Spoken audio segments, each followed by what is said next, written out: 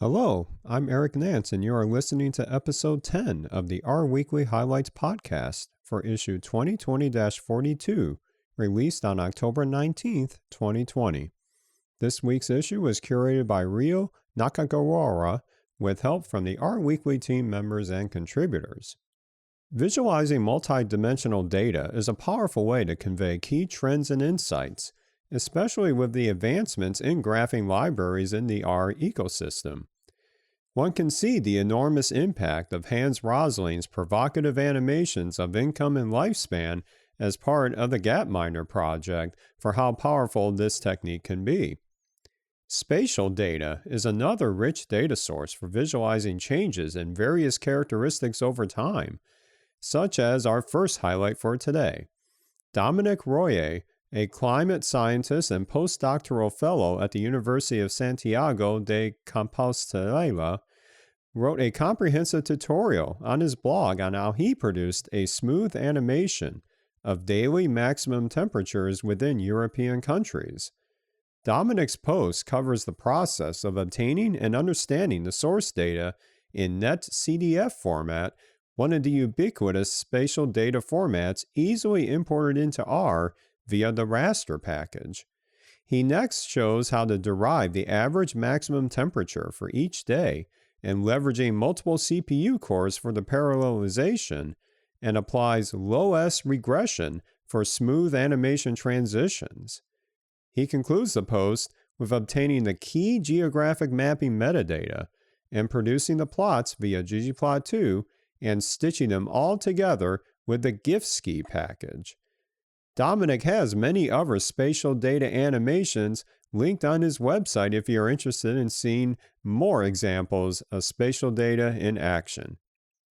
Many of today's popular sports are employing modern analytical techniques to find optimal strategies for winning, as well as how to choose the best players for a team. While baseball was one of the first to adopt this mindset via sabermetrics, other sports such as football, or soccer as known in the US, have begun to harness the vast array of new datasets to join this movement.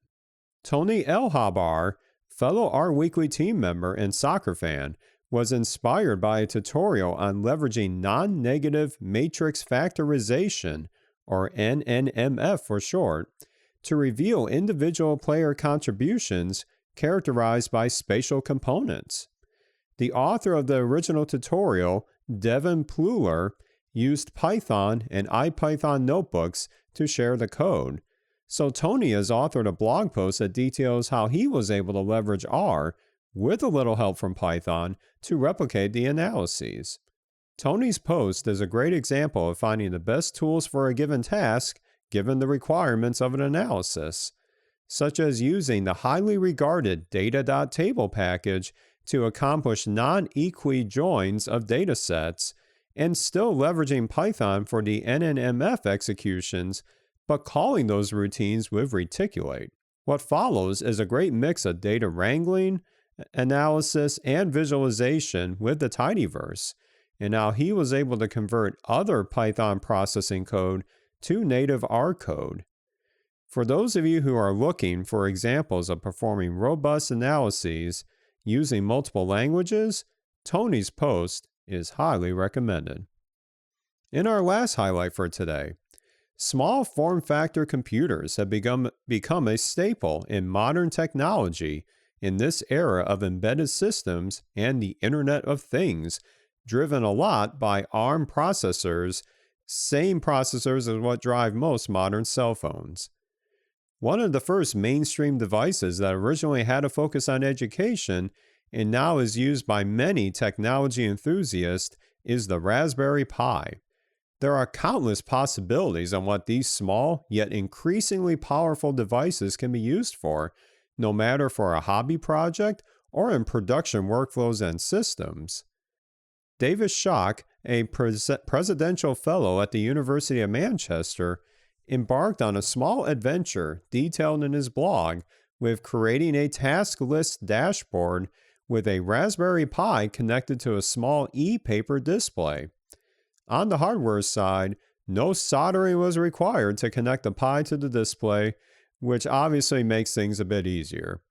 As for what is driving the content on the software side of things, David shares the step-by-step instructions in his blog for installing the necessary system libraries for the connection, including a Python library, and then using R with the G-Calendar package to obtain his daily calendar events from Google, and then showing the tasks to display in the dashboard via ggplot2 and exporting that to an image for use with the e-reader display.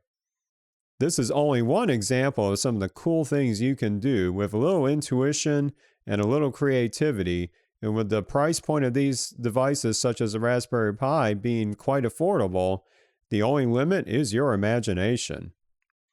Those are your R Weekly highlights for today.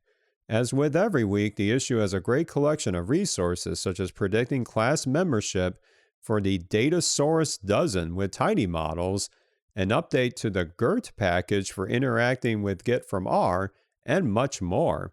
Head to rweekly.org for every link in this and previous issues. And if you like what you're hearing, don't forget to add this podcast to your favorite podcast client so you can have each new episode delivered straight to you for listening. Have a great week, and we will be back with another batch of our weekly highlights next week.